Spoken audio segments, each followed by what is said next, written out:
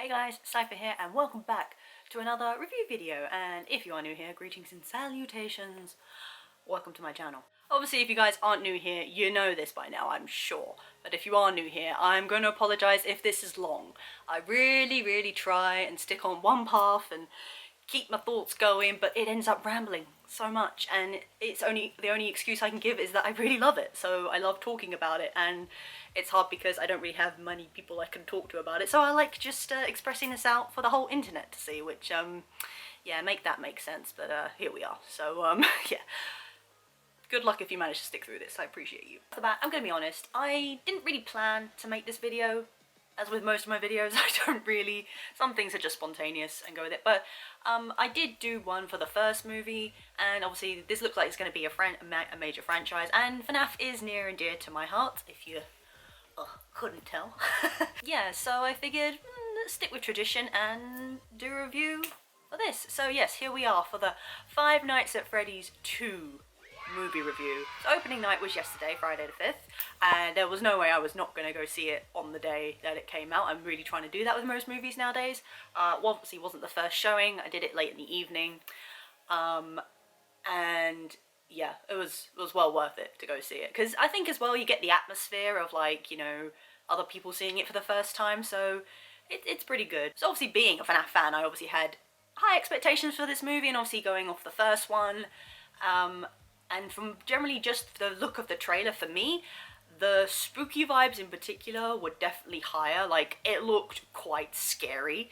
And obviously with the Five Nights at Freddy's 2, we've got the toy versions of the animatronics, and they really didn't disappoint. Also, I should mention, for maybe the first little bit, I won't give away any particular spoilers, and then we're going to jump into the spoilers, okay? So, obviously, if you haven't seen the movie, please go see it. But I'll give you my general kind of take on it.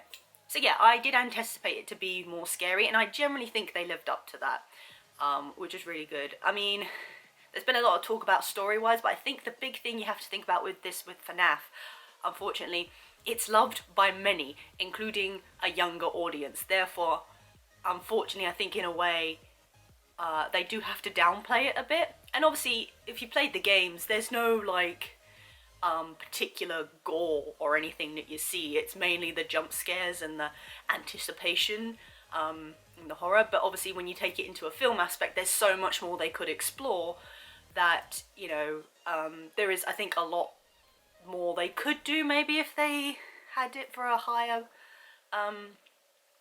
audience. But obviously the films are 15, so, and I know in this kind of day and age 15-year-olds are probably exposed to a lot more than in previous years, but yeah, I think you'd still probably get younger kids more interested. And I have to say, so in the theatre I went in, though it was quite a young audience, I obviously can't judge, but I think I was one of the oldest people there. Compared to the first one, I mean, I did also go to a slightly bigger cinema, so that would also probably be why, but the hype was still real, like, don't get me wrong, the hype was real. Because also with that being a young audience, I think sometimes the story, or the kind of, I don't know how to say it, like, don't get me wrong, I enjoyed the film, and I'm not one of those that do really criticise films very much, even if they're not great, because I can still kind of just enjoy it. And obviously it's a FNAF film, so I'm like, I don't think I can not enjoy this. Was it perfect? Obviously not. I mean, again, I think the story, in a way, like some of the characters in that, not necessarily the main ones, but were kind of, not, oh, I can't really say it without sounding bad. It's like, not necessarily pointless, but just a bit weak, if that makes any sense. And I even hesitate to use that phrase. But yeah, I want to, trying to be like non-spoiler free, but I will go much deeper into that in just a few minutes. Yeah, but no, if I have to say, the overall atmosphere, the look, like they do not fail in the look for these characters. Like, they generally, to me, bring forth the true essence of Five Nights and get the looks perfect. The animatronics, absolutely incredible. I'm so annoyed that they get to put on display in America and I don't get a chance to see them in the actual flesh. And that's one thing I particularly like in terms of these kind of films. I do look more at, like, a, you know, looking into it and like the production and what things look like and how it all comes together. And to me, FNAF, they've done it so well, like so well. This is also just personally for me. So obviously there are many FNAF games, and the lore is so in depth at this point. It's like, you know, and I have to say I got particularly confused, like up to a point. Obviously you got the base story with the kids and the ghosts and that sort of thing, and with Springtrap. Speaking of, I've got my boy here with me to help in the review. The lore is so dense that I lost track. I have been trying to make sense of it. I've tried to watch and read as much as I can, but to a point it still confuses me. And obviously a lot of it is kind of based on theory. Scott really, I don't think, well, to my knowledge, hasn't really laid out a exact like timeline or like, I guess what they call a linear story in a way, but I guess that's also leaves it up to slight interpretation from the fans, which I think is also really good. But I have to say, these films for me are making it so much clearer. They are definitely twisting it a little bit, like with certain characters, like obviously with Vanessa from the first one. Obviously she wasn't featured till like one of the last FNAF games, Security Breach, but then they've kind of woven her into like the Afton lore, which I absolutely love, and I think just makes so much more sense, and I think it's really going to go down a good route. Obviously, not entirely sure how many films they've actually promised to make. Obviously, I'd say 4 at minimum, and I think they can do well with that. I think they can get into it. Yeah, so first initial basis, non-spoiler, is that great movie, definitely recommend. Did it live up to the first one? Personally, I think it was better than the first one, and that's what you hope with, I think, a franchise film, that the films get better and better, and especially with FNAF. Yeah, I think this one was a lot scarier. The jump scares were really good. I think the general atmosphere, the story, like the way they've expanded it, really love it, and I'm liking the way it's going. I don't necessarily think we've had much particular character development as such. I think attempts were made, but then it's kind of like sort of the backtread bit almost. But if I have to say one thing, the way they've set it up for the next one, because there's going to be a next one, there's no doubt, and for that one, I think I have particularly high expectations for, because it's based off the third Five Nights at Freddy's game, which is one of the scariest ones, in my opinion, next to the Nightmare version, and obviously it's got my boy Springtrap. He's definitely going to be coming back, there's no question about that, and that's not even a spoiler, that was basically premonition from the end of the first film, so hey. Yeah, so overall loved it, loved the feel, loved the look, definitely recommend seeing it and going for it. Now we're gonna jump into spoilers. Oh my god, guys, now this is where I can get hyped, because obviously trying to keep it on the down low is pretty good, and also trying to keep my excitement at bay, because also this is the day after. I did want to do this review straight after I saw the film, but I'm not even gonna lie to you, I was so tired, like these last few days. I'm not even gonna bore you with my life, but basically I don't know what's happened to me. I've just been so tired to the point where I've literally nearly been collapsing into my bed at night, and that is unusual for me, and I'm going to put it down to winter blues, sort of seasonal depressional thing. So yeah, we're going with that anyway. So yeah, I want to do it while it's still fresh, but I also thought it might be a good, maybe just to sleep on it, maybe get my thoughts in order, so we can talk about this in depth. Because again, I debated doing this because I'm also like, does my opinion matter? But I also love sharing the things that I love, so here we are. And you know, you guys who've stuck with me on my channel for this long, you kind of know what I'm like. I'm rambly, I get overexcited, and yeah, I just do things for the heck of it, so here we are. So enjoy. So, spoiler time. I'm not even gonna lie to you in the fact that I was not prepared for some of the stuff that they threw in. They had so much more, I guess the word's cameos and references to the games and things, that I was just like, oh my god, this is amazing. So that's what I mean in terms of like, I think this one was better than the first one. The first one was a good start, a basis, and then this one definitely built on it, and like I said, the story itself is going really well. So we bumped straight in. Actually, I don't know what the time skip is here. I want to say it's a few years, because I can't remember how old Abby was in the first one, but in here she's 11.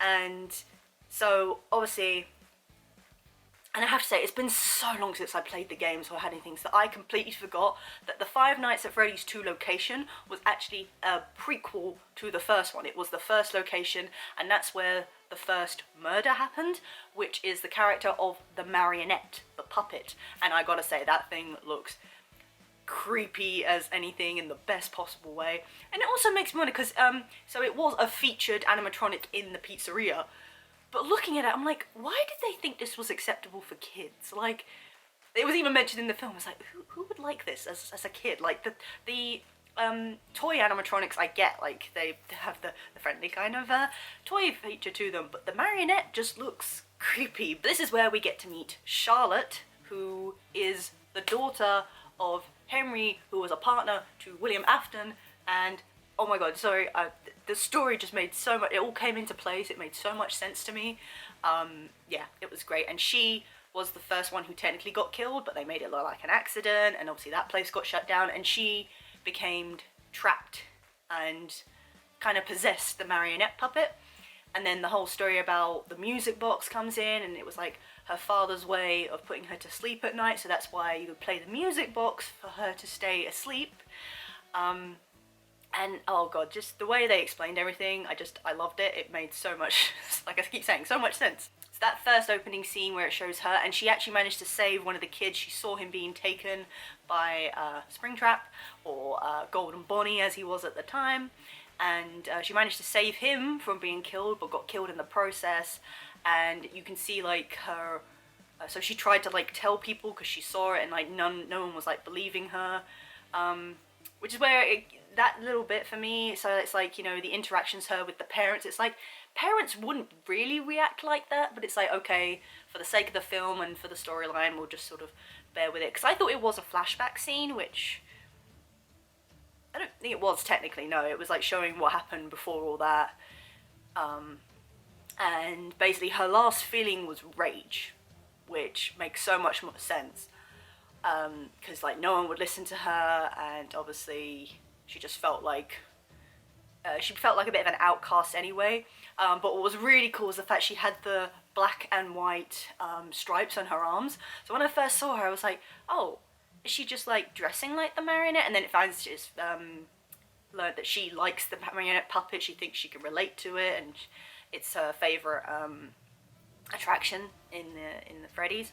And that was quite clever how they did that. So then obviously she does become the marionette, being the one trapped in the soul, and it then becomes apparent, because this is the bit I always got confused about. I didn't really know whether the souls got transferred into other bodies or not, but and again, it might have been explained in the games, but again, I'm a bit rusty. Maybe you can call me a fake fan or whatever, but I'm a little rusty on the lore, so I completely forgot that the marionette was the one that controls the animatronic. So the original souls are still in the old original animatronics, and these ones are literally just robots being controlled by the crying child, as it were. I think that was a great way to set it up. And then obviously we cut to Abby and her brother, and you know, he's trying to move forward, trying to forget everything. Abby still very much misses her friends, which is obviously, you know, she's a kid, but yeah, like I said, she's 11 at this point. She's been going to school. She seems to be making friends, but she's also very much like, she likes to retell her story of Five Nights, but also it seems her aunt, it's not very clear whether she was I guess unalived in the last one. I mean, obviously we saw what looked like her body on the floor, but it may be that she survived, and then, because I think she said, someone mentioned that she'd been spreading rumors about what had happened, and then everyone becomes obsessed with Five Nights at Freddy's and all that. But it seems the animatronics from the first one have disappeared. They're not there, and obviously Mike has been making promises to Abby to fix them, and he's like, I just didn't know how to tell her that they're not there anymore, because she even goes there to try and find them. Oh, and that's another thing I have to point out. So obviously Abby is in school, and I don't know what they teach in American schools, but apparently they're doing a robotics class, which if I had the chance to do that at school, you bet you I would have been there. I mean, we had like product design and that sort of thing, but yeah. Anyway, and it is not very clear, but it seems like she's not great at it, but this teacher that Oh my god, this guy, I mean, I know it was made for the sake of it, but I could not stand this guy. And I was like, teachers don't talk to kids like this. Also, I'm not 100% sure, and I probably should have looked at this beforehand, and I may edit this in afterwards, but I'm pretty sure the guy is the guy that was from the first Jurassic Park as ●𝕗𝓷. I'm pretty sure it was him. He had the same voice, and he's aged pretty well, not gonna lie. So there's like a fair fest going on, that coincides with, so a Faz Fest, because everyone's obsessed with Five Nights. They're like, oh, let's have a little festival with Fazbears.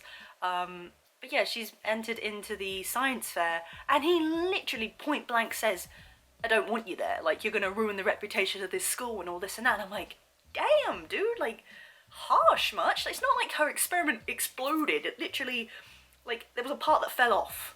That was literally it, and the guy was like, yeah, we don't want you, and he proper, like, scratched her name out in the thing, and she didn't say anything. She was just like, oh, and there was this sweet kid she made friends with who was kind of like, yeah, he's just like that to everyone. I was like, dude, that's, even as just, like, to be, like, the unfavourable character, that was more than harsh. Like, that was probably my only criticism. I was like, this is a bit much, like, for a teacher to be saying that, you know, to a kid, like, being like, basically, you're shit.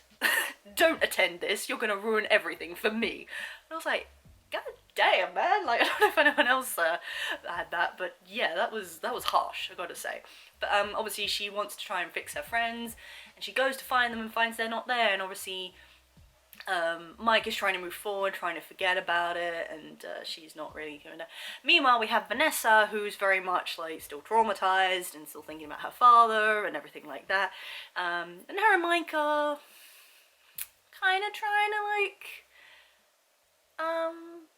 well, she's also trying to move on, but she's not really having as much success, and, you know, they end up obviously hanging out and going to dinner and that sort of thing, and, you know, I didn't know if that's the way they were going to go with it, obviously, because last time we saw Vanessa, she was in hospital and she wasn't, awake, so obviously she must have, you know, healed and got better and everything, but, yeah, and obviously she's afraid, because obviously I can't even imagine what having William Afton as a father was, and obviously the way he's portrayed is quite interesting.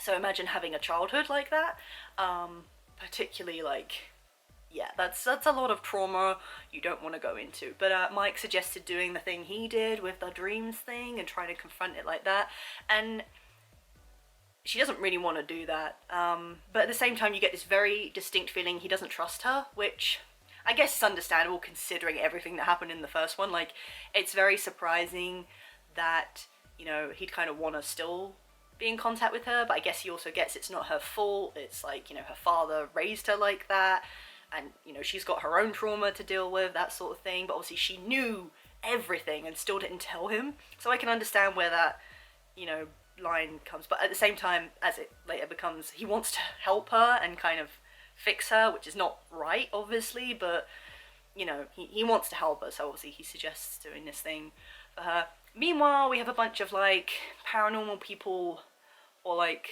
what are they called, the spookster something? I can't actually remember. Basically, it's like people that go to haunted places and try and speak to ghosts and stuff. And it cuts to them heading to the Five Nights at ●𝕗's place and said, oh yeah, some security guard reached out to us. His name was Mike. And immediately I was thinking, I can't imagine Mike would call them. Like, why would he? And then this guy turned up. And he was dressed in, like, a little, he had the little purple shirt on and the little Five Nights security badge. And I have to admit, at this point, if you know what's happened or what's not, I didn't clock it. I just thought, oh, he's used Mike's identity to get these people here. And then it becomes very clear he knows what's going on, and he had every intention of getting them there to help free the marionette. Although, I don't particularly understand why, because then it becomes clear that the animatronics can't leave the premises, so they can't go anywhere, so it makes you wonder why he would want that if they can't do anything, per se, but he basically got them there, one of which was a girl, and it becomes clear. So the marionette can possess people, and that's where one of the freakiest effects I think I have seen so far in Five Nights, obviously. So marionette can possess people, and it gets the yellow eyes and the tear streaks and everything, and that was freaky, like, in the best way. That was really spooky effect. I really loved that. and you know, they get like the long arms and the fingers.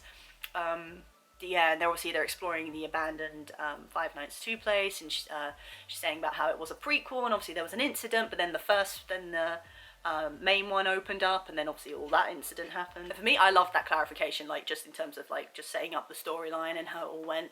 But yeah, this guy, the security guard guy, was beyond creepy, and I was like, dude, who is this guy? Like, he obviously knows about the marionette, but like, what's the end game here? Like, you know. And then I think we have Vanessa confronting her dreams, the past. You see her father, and then, oh my god, no, in no way, shape or form did I expect this, in any form. We got a freaking glimpse of Baby from Sister Location. I can't even explain to you guys the moment. So she's in a dream, and I guess she's trying to confront her father because he has this thing about controlling her and being like, you're mine, you know, I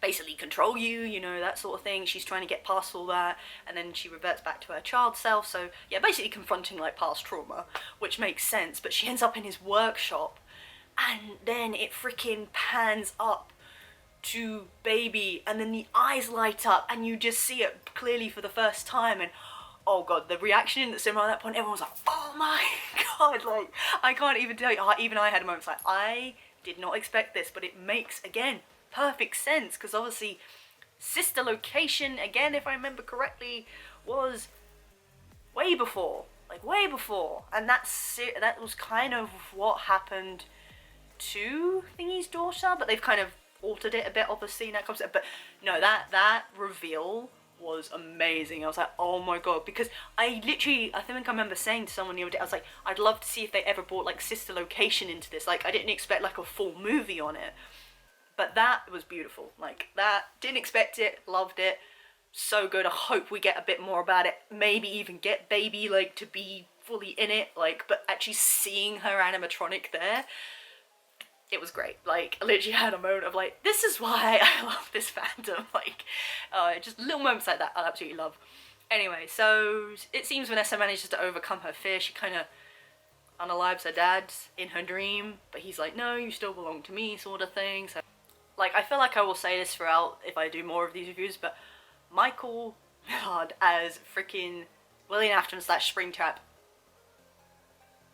perfect casting. Like, can't even, like, it was one of those I never would have thought, but when you actually have it there in front of you, like, this is perfect. Like, why did I not think of this? And I remember when it was kind of rumoured at the time, I was like, oh my god, it's going to be perfect, because in a way we've only seen him, well, in my knowledge, I've only seen him as like a silly kind of character, but then to have him as like a serious, scary Springtrap, oh, perfect, absolute perfect casting, and I will say that forever. So yeah, but even that scene with her going into the dream, it was a little bit glazed over. Like, it wasn't particularly, I guess in a way it was a little anticlimactic, if I had to be particularly like critical, because like I say, I'm finding hard to like criticize too much about this film. Like I say, I mean, in general the story is kind of toned down from what I feel like it could be, but that doesn't make it a bad film, if that makes sense. Anyway, so yeah, leading on from Baby, I did not anticipate how many characters and animatronics we would get in this movie, and that includes withered versions of Bonnie, Chica, Foxy, and Freddy.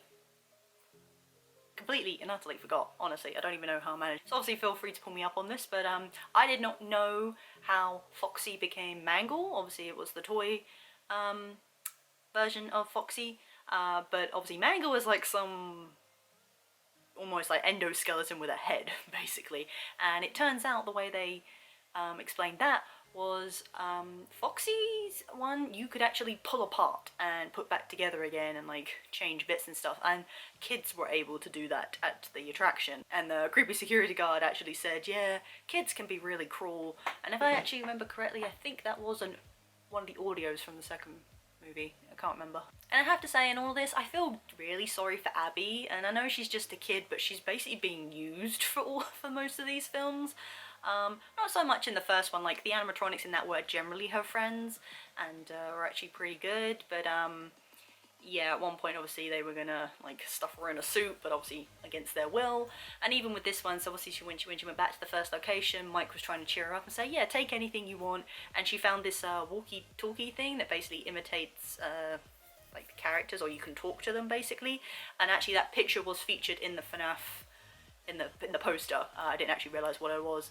And then, you know, she tries talking to them, but she can't hear anything. And then all of a sudden, she gets a message through being like, oh, help us. But she's like, I don't know where to go. And then she gets guided to the Five Nights at Freddy's 2 place.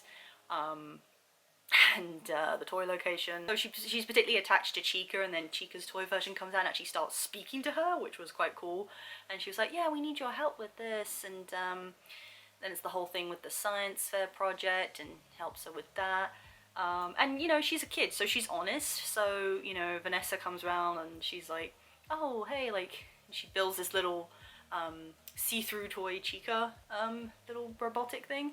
And it's like, oh, cool. And she's like, yeah, Freddy and Chica helped me with it. And she's like, what, you're friends? And, yeah, and, you know, she just can't help. She is honest, like, and, you know, obviously, to a lot of people that makes her sound crazy, because it's like, what are you talking about? She's like, no, yeah, my friends helped me.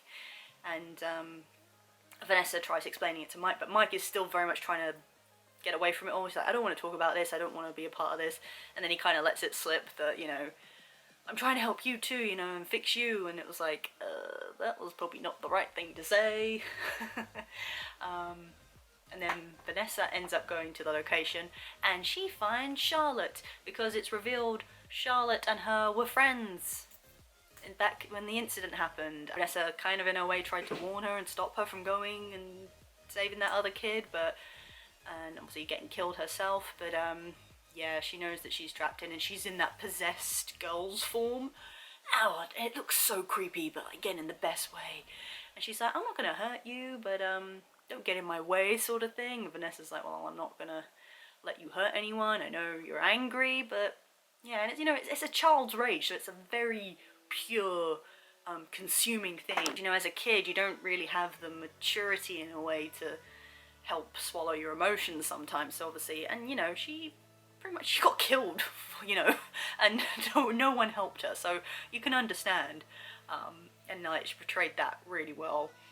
And basically she needs Vanessa to give her the code so that the animatronics can live free. Essentially the way they've done it is the animatronics can't leave the premises, which is quite an interesting concept, to be honest, because you think they're allowed to roam around the pizzeria, and I think in a way during the game she's like, how are these guys like not out roaming the freaking world, that sort of thing. But it's like, they can't leave, and in the case of the ghost children, their souls are tied to the place, so they can't leave, which comes into play later again. So yeah, it's all very much like coming together. Oh, I forgot to mention, so obviously we get Henry Emily introduced, who is, it wasn't specifically said, but he is essentially the partner to William Afton, hence why I think Charlotte was there in the first place, at the pizzeria. And so when they went back to the first location again, Mike found a flyer which basically said something about Five Nights at Freddy's murder with a number, and he called and basically found out that, yeah, it was a partner with Charlotte. And that's where his distrust of Vanessa gets even stronger, because when she confronts it, when she says about, you know, Abby being like, you know, seeing her friends and stuff, he's like, yeah, you know, well, you're not honest with me, basically. I can't really trust anything you say, because, you know, I'm finding out that there was another incident with a girl that you knew and you didn't tell me once again. And obviously, again, you understand from her perspective, because it's trauma. It's like she doesn't want to talk about it, but obviously I get why Mike is so distrusting, and that's obviously where their relationship is strained. But she's like, you know, my father was a monster, you know, these things happened, and, you know, they tried to sweep it up, but, and, you know, she was a kid at the time, like, it's a very complex thing, like, you clearly see both sides of it, very clearly, but, you know, Vanessa is trying to, like, right the wrongs, and she is nothing like her father, like, I mentioned that, like, you know, I think she does have that fear that she could end up being like him, and she's tried everything, and, you know, obviously, she did actually end up helping him in a way, because she was scared, and, you know, fear makes you do things you don't want to do, so it's completely rational. It makes sense completely to me, and that's why I think I do like her as a character, because she is trying, but but it's very hard, and she can't seem to escape from her past, which I think is the big thing. And, you know, Mike could be a bit more understanding. Like I said, I know he wants to get past all of what's happened and try and move on. But really, if that's the case, then, yeah. It was surprising that he kind of stayed in contact, which we'll, again, come back to. Yeah, so basically, Abby gets tricked into helping them. So the marionette gets the, Charlotte, as we should call it, gets the information out of Vanessa, because she threatens to hurt Abby. And, you know, like, because she doesn't think she'll do it because she's an innocent kid, and her anger is aimed towards the parents and adults, you know, who didn't help her back then, so that's what she wants to get out and start doing. And she's able to control the toy animatronics, so obviously they're like bent to her will and doing what they what she wants them to do. So that's all her.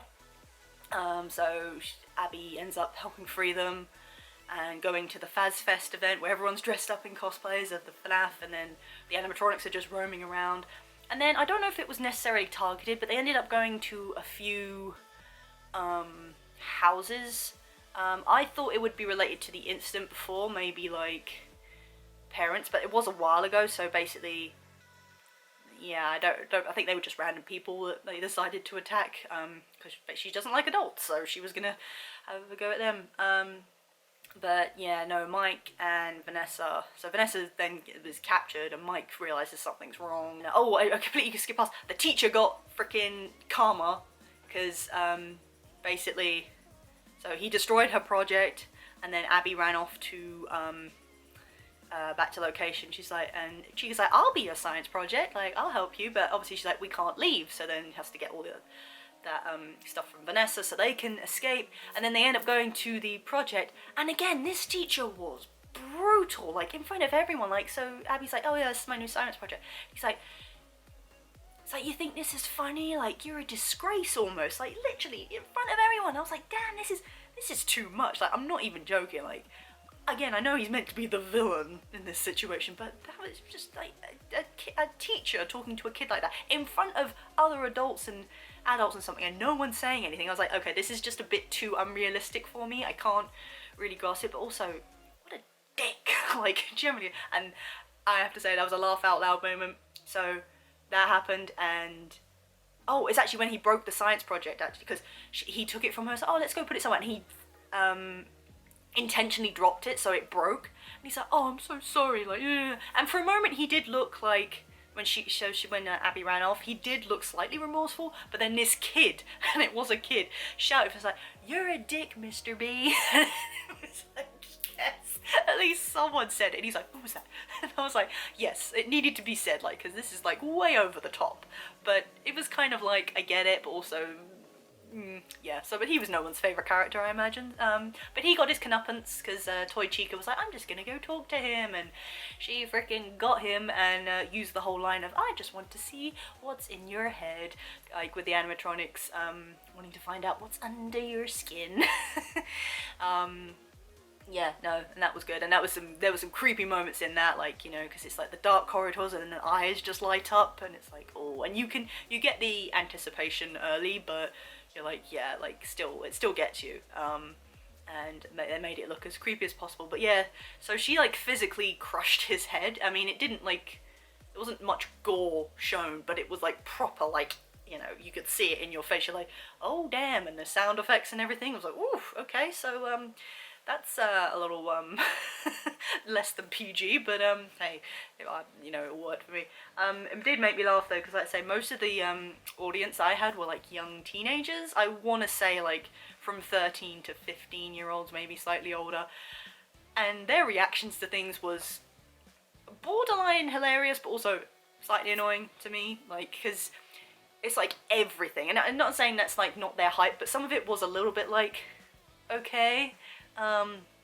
So like when she was crushing his head and then he died, some guy was like, oh my god, like, and I was like, you know, like, it wasn't that bad, but also, you know, you watched her do it, and now she's done it, it's like, oh, I just realised what she just did, and it's like, okay, but again, it was kind of funny to listen to.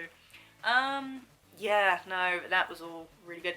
Oh, and we got a freaking, we actually got a feature of like almost the game being played.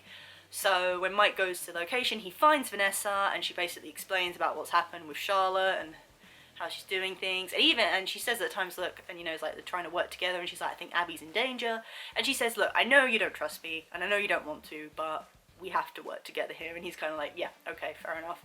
And she leaves him in the office, and he's like, yeah, you're gonna have to try and find where they are, like on the tracker system. And he's like, oh, okay, where's the doors? Like, cause she's like, there aren't any. He's like, who the hell designed that? It's like, oh, that's perfect. Just a perfect, like, little shout out to the game, because obviously I think when most people played the second game, they were like, no doors? What? What do you want about? Like, generally, oh, so good. Yeah, and then so that's when Charlotte, the marionette, realizes something is up. And at this point, we haven't actually even seen the marionette. The marionette's been quiet. Obviously there was possessed form, but then you see that the girl that she possessed got left behind, so you're kind of like, ooh, where is she? Like, for me, I didn't really realise that, she wasn't featured for a bit, but basically all the other animatronics are roaming around. They end up going to some people's home trying to kill parents, but the voice is Charlotte, like from the animatronics, being like, yeah, your parents, like, you left me to die, did all this and that. So Vanessa goes out to try and find where they are to stop them. Mike's on the thing trying to find where they are. Meanwhile, when they realise that something's wrong, the marionette activates the withered animatronics, which was so freaking cool. I was like, oh my god, yes, because they were all just lying on the floor when they got featured, and I was like, oh god, and they were like the prototypes that they use for spare parts and stuff, and I was like, oh my god, and then they brought them to life, and to see those guys come to life was something else, because they are some freaky ass versions. You got Chica with the big beak and no arms. You've got Bonnie with practically no face. Foxy just looks like he's been through the works, and Freddy just is pretty battered, to be honest. And obviously their like design is also very different from like the original ones. But yeah, once those got activated, I was like, oh, it's about to go down. And obviously Mike's trying to do the thing in the office, and they come in, and there is actually a Five Nights mask, because obviously in the game you have to put the mask up so the animatronics don't really recognize you as a person, but more as an animatronic, and then they won't kill you, basically. Yeah, no, the way they did that was really good. I mean, again, the only thing if I really had to criticize is like they literally revealed them like in front of the desk, like when he noticed they were there, and then he's on the computer like trying to go through these files and all that, and I was like, they would not give you enough time to look. Like, they're there, they're literally like, you're here, they're there. They're not going to give you the time to like scroll through and stop them, and then to put the mask on them to be like, oh. And actually, if I remember correctly, I think someone in the audience shouted out, yeah, these animatronics are stupid. And I was like, well, they're not actually like, it made me laugh, I'm sorry. I was just like, well, they're not actually people, they're just animatronics, like pure robots being controlled, so that makes sense in that respect. But that was really cool when you got to see through the eyes of the animatronic and them scanning, and they recognise, oh yeah, it's an animatronic, and then they were like, oh, okay. But again, I forgot, it doesn't work on Foxy. So he came into the scene and he put it up, and it's like, no, you I see you. And Mike was like, oh, this ain't working. Meanwhile, Vanessa's in the car and she gets freaking attacked by Mangle, which was a scene and a half, let me tell you, to see this thing like proper, like all the spin, because Mangle is freaking freaky. Like even the jump scares for that one are freaky. And having learned like how it became like that it's quite sad, but obviously it got like an endo head just attached to it, and it's got pretty much no body parts. It's a pure endoskeleton with literally just the Foxy head still left. But seeing that, like when it attacked the car on top and was like fighting around, and I was like, oh god, this is cool. Like I remember seeing snips from that from the trailer, and I thought, oh yes, Mangle. I was actually very excited to see Mangle. I was like, ah yes. But again, did not expect the withered ones. Generally didn't, and only when they appeared I was like, oh yes, of course, from the game. And the fact, obviously, like I said, we got Baby as well. I was like, well, what else can they throw at us? Because at this stage, it's pretty much out there. Like they threw so much into this, like it was craziness. Yeah, but they managed to stop the animatronics and cut the signal, because the marionette was controlling them wirelessly, so they had to out. Meanwhile, the marionette is actually inside Chica, it turned out, and obviously Chica is the one Abby favours, and basically she was trying to possess Abby again, which she did, tried to possess Abby instead, which she did, which was freaking freaky, because Abby got the whole possessed look with the glowy eyes and the thing, and Vanessa was trying to, like, stop her and, like, appease her, but it just wasn't happening, and Mike eventually, so actually, again, I forgot to mention, sorry, I'm all over the place with this already, going with the storyline, so if you want to actually know what happened in order, watch the film, please. But, so, yeah, Mike, from that flyer, he went to visit Henry, like, Charlotte's father. I didn't realise their last name was Emily, because I thought the daughter's name was Emily, again, bits where I get confused, but maybe I should, like, read up on it a bit more. But he went to see, because he's like, you know, I'm trying to, like, put this behind me, I don't really know. You know, it was quite clear and honest, like, I don't know what I'm doing here, but I don't know who else to talk to about this, and obviously, Henry's like, I know it wasn't an accident, I know she was killed, like, especially what happened after, and then he kind of goes into, like, how his work became all consuming, so then it relates to him being, he didn't fully say it, but essentially him being a partner with Afton. And that's when Mike discovers about the Five Nights at Freddy's 2 location, because he didn't believe Vanessa when she was saying about Abby, you know, talking about going to see her friends in a different place. And it's a very different place, like the way it's set up. They've got a little boat ride, a ball pit, freaking merry-go-round, that sort of thing. So it's a very different setup to the old one, the second location.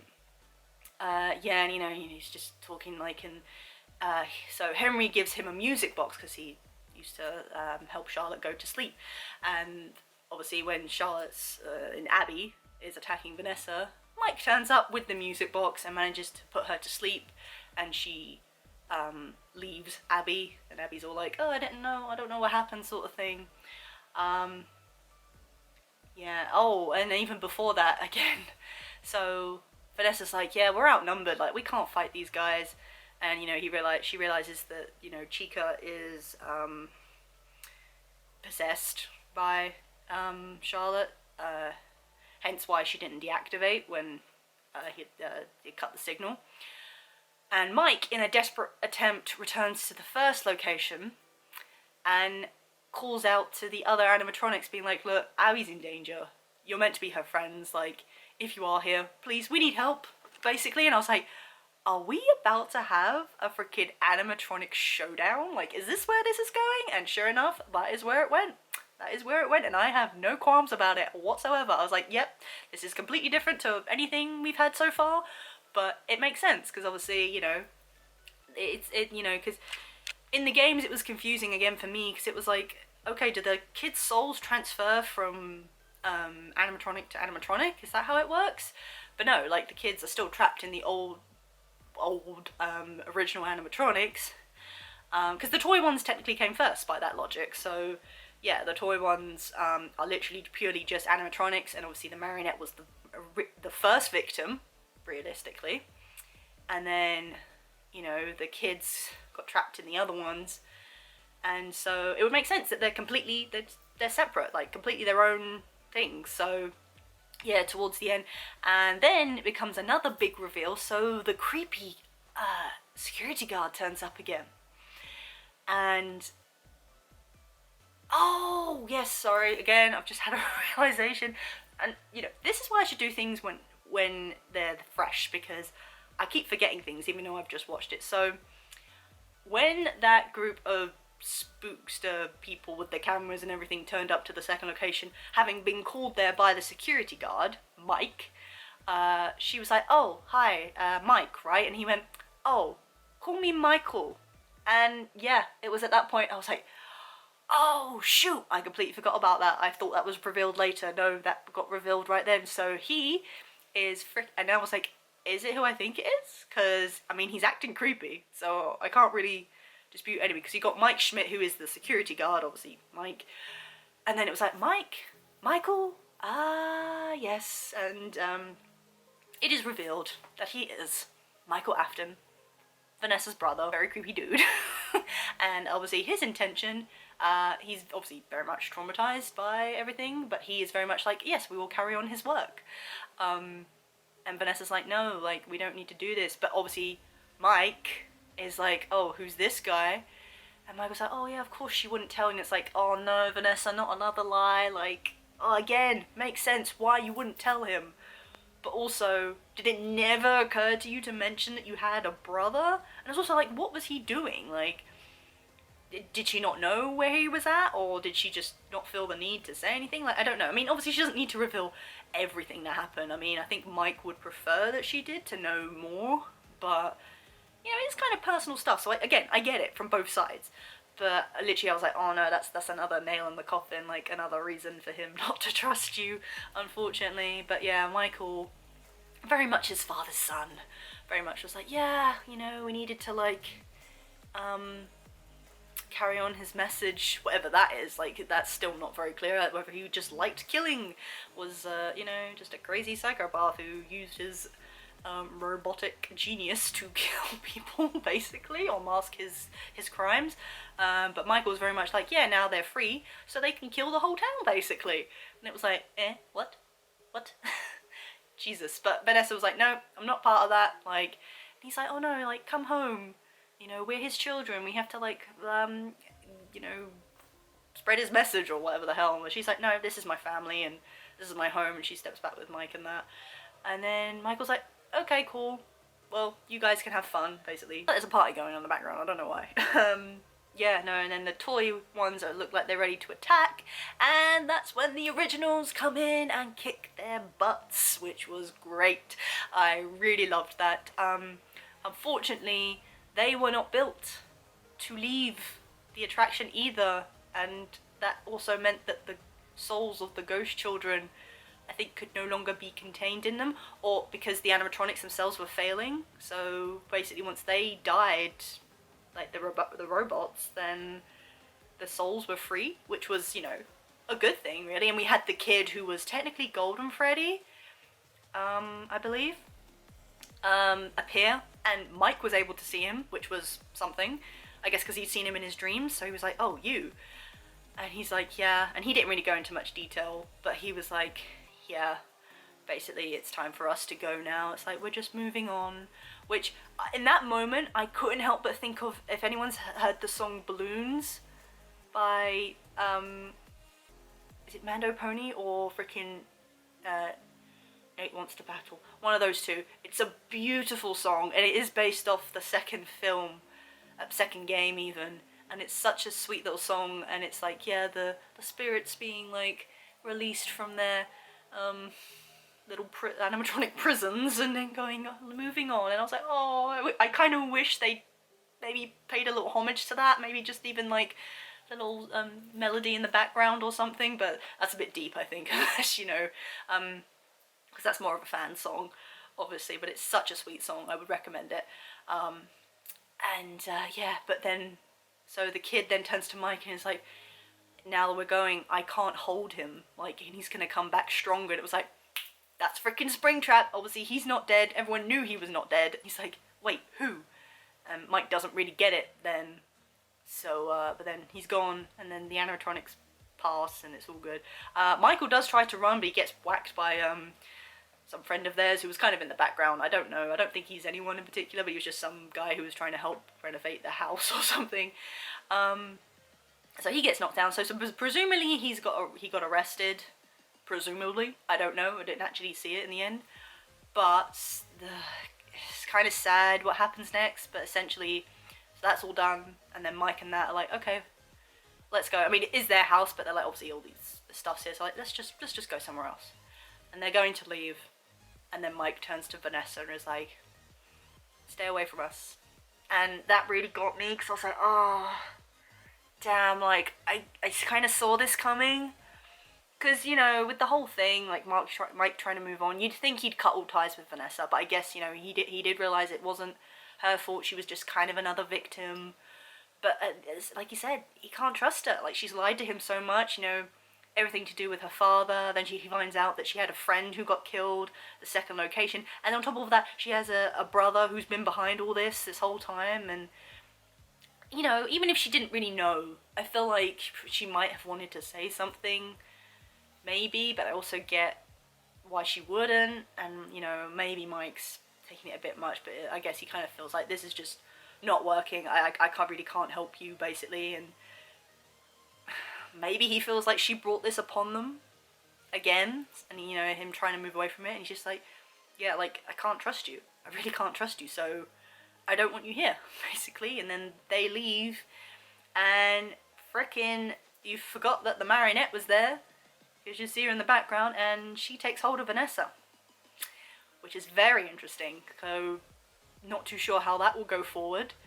Yeah, because that's not particularly good, but obviously she's kind of been run down and kind of easy to take hold of, I guess. So yeah, that was very interesting. And then we got the kind of credit scene, and we freaking got It's Been So Long by freaking Living Tombstone. I should have guessed that it would be a Living Tombstone song, because it makes sense. They used it for the first one, and I was thinking in my head, what song are they going to use for this one? I was kind of hoping they'd do Die in a Fire, which is yet to be seen. I'm pretty sure that's a Living Tombstone song.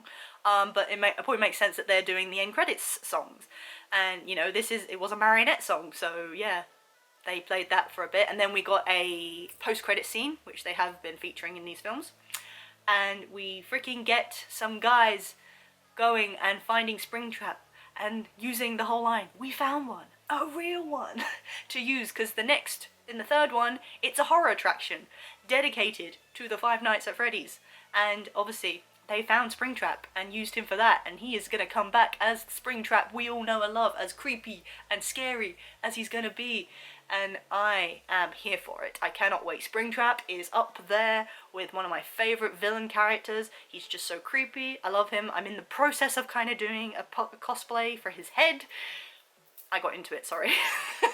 Yeah, but no, these guys are basically raiding the location, because it was scheduled for demolition, and you know, they find him, and it's like, damn, like it stinks, and it's like, oh yeah, so they cover him up with wrap, and obviously it shows like the silver eye glowing, and then poof, yeah, I am so hyped for the third one. And I think so I just checked, I'm more than certain 4 films have been announced, which is really exciting, and I'm not too sure what they can do with the 4th, but I'm more than certain the next one is going to be scary. I hope they give it the scare and the horror that it deserves, because Springtrap is a freaking scary character. He needs to be scary.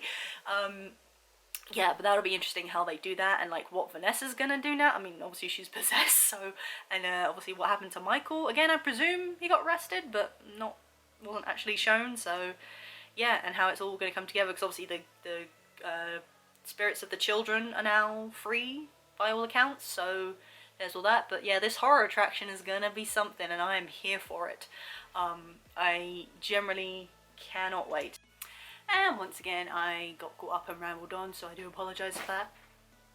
Okay. Things just falling in the background. Yeah, I was hoping to keep this short. Never really pans out that way. So yeah, final thoughts though. Definitely the look and feel of this film was better than the first, by far. I loved the effects, I loved the animatronics, the way they do that. It's spot on, perfect. If there's one criticism, which I don't really know how they can build on with the next films. I say films, there's definitely going to be a next one. Whether there'll be a 4th remains to be seen. But I think 4 should be a good number to make for this. Yeah, it's just the story, really. I mean, like I say, the lore part is coming into play, like how they're sort of bringing everything together.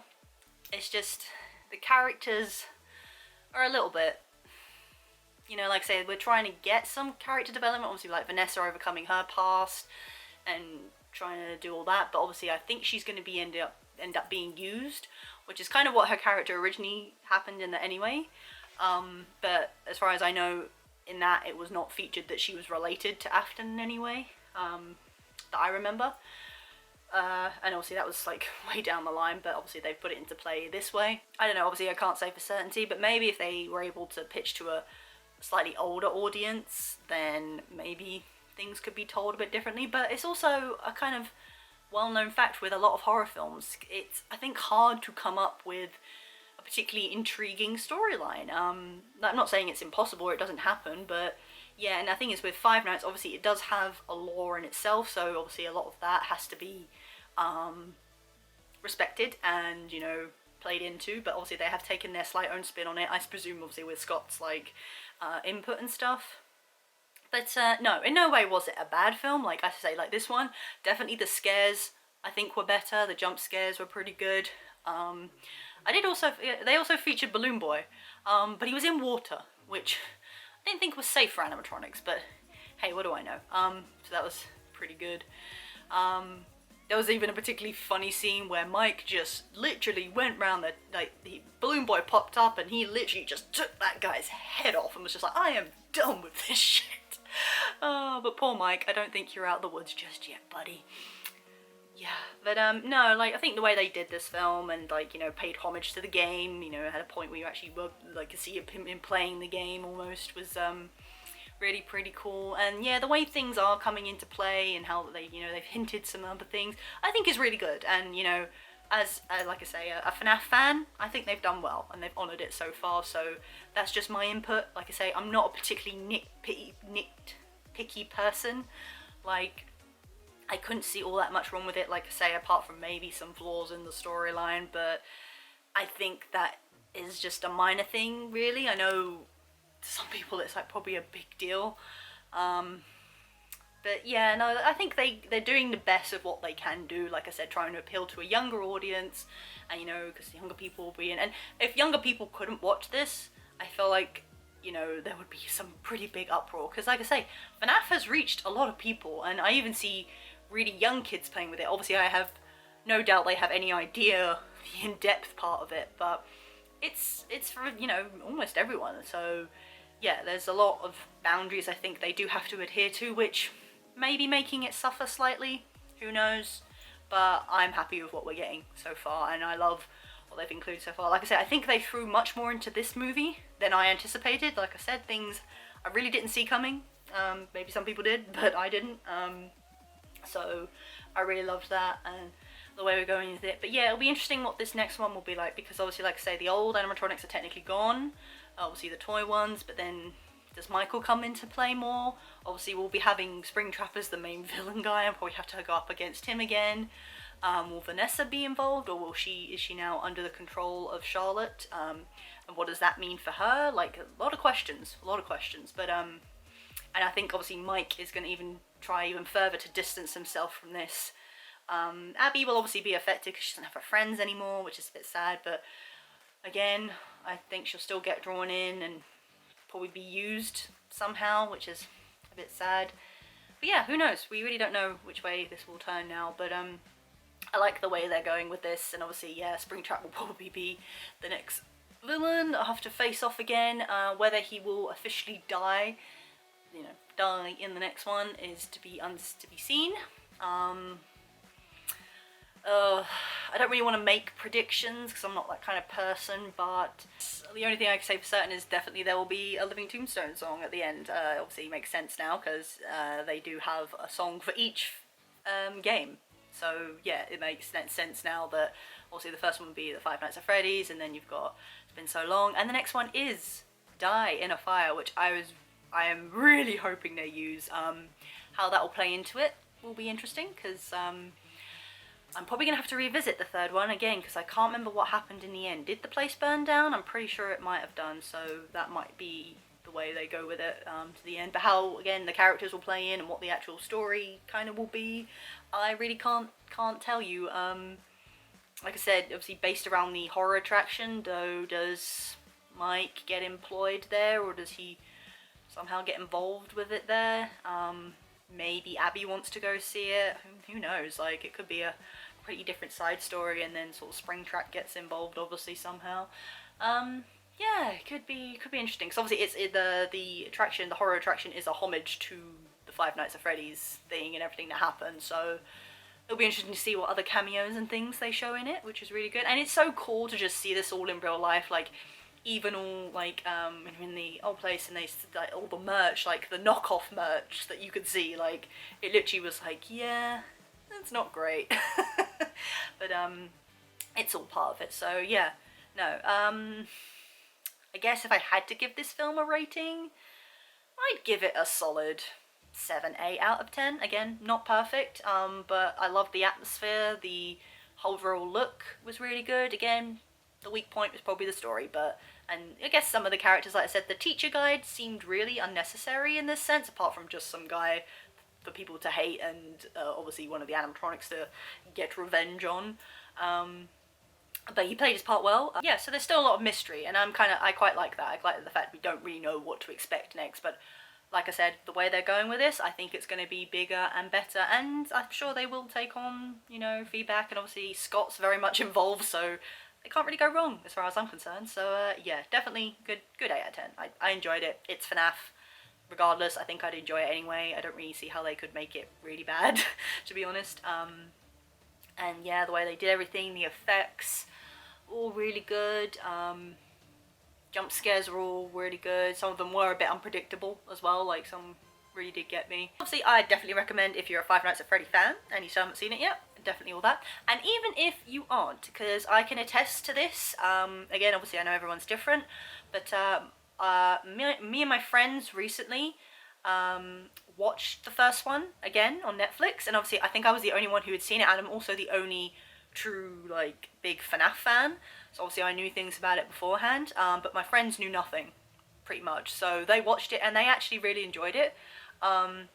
They did ask me to explain more about the lore and detail and stuff, and I said, look, it's so in-depth, but this first one, the way, you know, that's the base of it, you know, like the kids that got killed and all that, but like I say, the way they're expanding on it and you're going in more depth now, I think these films will probably make things a lot clearer, in my opinion, and I think that's kind of what we need. We kind of need a little bit of a linear storyline just to go off, okay, yes, they've made changes with things like with certain characters, but I think it works, and again, it makes sense to me. So yeah, very much excited for the third one, and I'll definitely be there day one, as per usual. And my friend actually did ask me how it went, and was like, I'll come this time, because I didn't realise they really actually liked the first one. I was like, I wanted to see the second one. I was like, you didn't tell me, so I didn't think to ask. But yeah, because I went by myself, because I don't care. Like, you know, I was like, I want to see this the first night. I want to get the first good impression of it before spoilers start to come out, because they will definitely. It was actually FNAF crazy last night on YouTube. A lot of people were doing FNAF related things, a lot of people that I watch. So the Five Nights at Freddy's franchise is going strong, and you know, FNAF for me is always one of those fandoms I end up coming back to. Like, I got really into it at the beginning, then it kind of faded off, but it's always one I come back to, and I always love, because I think for its time it was a very unique game, and it's just taken off, and it's really interested people, and you know, the lore, the characters, the designs, the just you know, with the games, the mechanics and how things work. I think it was kind of a first for its time, and it just really took off. So again, we'll be talking more about this obviously in the future, but thanks to Scott Cawthon and all that for making such a great franchise. I love it so much, and I am anticipating and also dreading how it's going to end, because obviously it's come to an end, but yeah, we're definitely going strong. So Five Nights at Freddy's 2, definitely, yeah, a build up from the first, and hope it continues to do that. Yeah guys, obviously if you have seen the film and you have opinions, please let me know, and obviously if I maybe made mistakes or misquoted things, like I said, I just kind of go on with these films. I probably should do a little bit of research, but I don't. So hey, yeah, I mean, but if you want to politely pull me up on something, please do, or if you have your own theories, predictions, whatnot, feel free. I'm actually very interested to hear what other people think, because I have this unfortunate habit that I get into fandoms that none of my friends are that into, so I can't really go into discussions, and I'm also not one of those people to go on forums and things like that. So yeah, discussions and things, because I don't really think about predictions and theories, so you know, it all interests me, so feel free to put it down low, obviously within reason. We don't want any hate or anything like that here, please, especially if opinions differ, which I know they do.